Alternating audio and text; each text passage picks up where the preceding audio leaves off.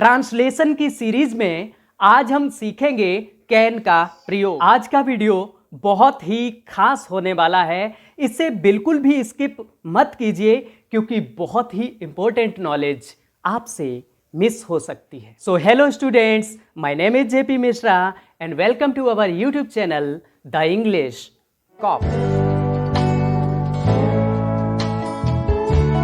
Students, आज का lesson शुरू करने से पहले एक मैसेज देना चाहूंगा।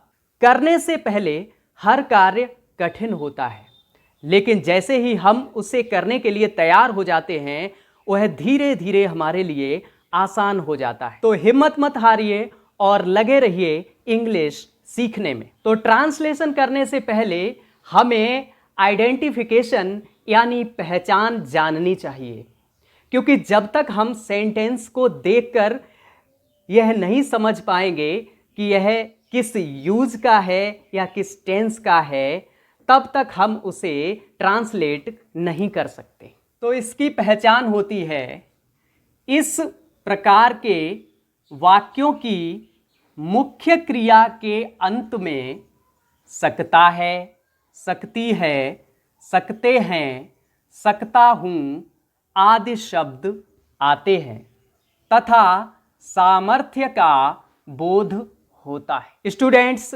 सीधी सी बात है, अगर हिंदी वाक्य के अंत में सकता है, सकती है, सकते हैं, सकता हूं शब्द आता है और उसके साथ सामर्थ्य का बोध भी होता है, तो ऐसे सेंटेंस को ट्रांसलेट करते समय कैन का प्रयोग किया जाता है। ट्रांसलेट करने का रूल 1 देख लेते हैं। सबसे पहले कर्ता यानी सब्जेक्ट लगाते हैं।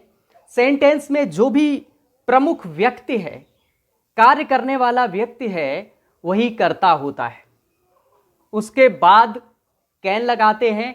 हिंदी वाक्यों में अक्सर क्रिया वाक्य के अंत में होती है, लेकिन इंग्लिश वाक्यों में क्रिया सेंटेंस के बीच में होती है। उसके बाद मुख्य क्रिया, उसके बाद कर्म और उसके बाद अदर यानी और जो कुछ भी हो। ये पॉजिटिव सकारात्मक वाक्यों का रूल हुआ। इसका एग्जाम्पल देख लेते हैं। वह है प्रतियोगिता जीत सकता है। अब इस सेंटेंस में अंत में सकता है आया और सामर्थ्य का बोध हुआ, इसलिए इसमें कैन का प्रयोग होगा। तो हम सेंटेंस कैसे बनाएंगे?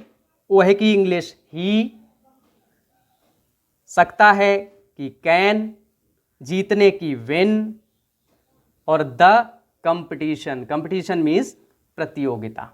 अब रूल सेकेंड यानी नेगेटिव सेंटेंसेस, मतलब नकारात्मक वाक्य। कर्ता प्लस कैन नॉट प्लस क्रिया प्लस कर्म प्लस अदर यानी अन्य। यहां पर ध्यान देने की एक बात है कि कैन नॉट जब लगाएंगे तो इसमें स्पेस यानी जगह बिल्कुल नहीं छोड़ेंगे, पूरा इकट्ठा लिखेंगे। नॉट जो है वो नहीं की अंग्रेजी है। तो इसका एग्जाम्पल हुआ, मैं तेज नहीं दौड़ सकता हूं। ट्रांसलेशन होगा, I can not run fast. Rule 3 देख लेते हैं।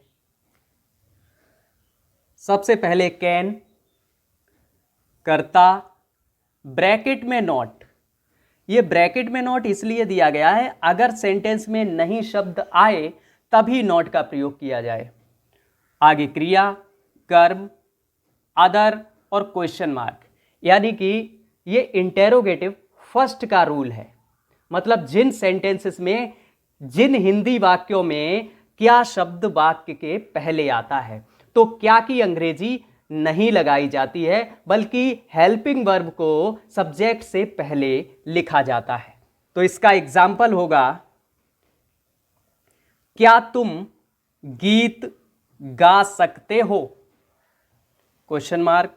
इसका ट्रांसलेशन होगा, कैन यू। जब कैन शुरुआत में लगाएंगे तो ग्रामर के रूल के अनुसार उसका पहला लेटर सी कैपिटल लेटर यानी बड़े में बनेगा। तो कैन तुम की यू, गाने की सिंग और गीत की अ सॉन्ग। रूल 4 मतलब जिन हिंदी वाक्यों के बीच में क्या, क्यों, कब, कहां, कैसे ये प्रश्नवाचक शब्द आते हैं। तो सबसे पहले प्रश्नवाचक शब्द की इंग्लिश, उसके बाद कैन, फिर क्रिया, फिर कर्म, फिर अदर, फिर क्वेश्चन मार्क। यह है इंटेरोगेटिव 2। इसका एग्जाम्पल होगा वे मैच कैसे जीत सकते हैं। इस वाक्य में कैसे शब्द प्रश्नवाचक है, तो सबसे पहले इसका ट्रांसलेट करते समय कैसे की अंग्रेजी हाउ लगाएंगे, उसके बाद कैन, उसके बाद हमारा करता है वे तो दे, जीतने की विन और द लगा करके मैच यानी MATC है। तो हमारा ट्रांसलेशन हुआ how can they win the match. इसी तरह से आप घर पर अभ्यास कर सकते हैं, ट्रांसलेशन करके कमेंट में मुझे बता भी सकते हैं। पहला नोट कर लीजिए, हम बाजार जा सकते हैं। सेकेंड नोट कीजिए, हम बाजार नहीं जा सकते हैं। थर्ड नोट कीजिए, क्या हम बाजार जा सकते हैं। और फोर्थ नोट कीजिए, हम बाजार कैसे जा सकते हैं। तो ये था आज का वीडियो पसंद आया हो तो इसे लाइक और शेयर कर दीजिए। चैनल को सब्सक्राइब करके बेल आइकन ऑल पर सेट कर लीजिए, क्योंकि आने वाले वीडियो की नोटिफिकेशन आपके पास सबसे पहले पहुंचती रहे। मिलते हैं अगले वीडियो में, तब तक के लिए अपना ख्याल रखिए। जय हिंद।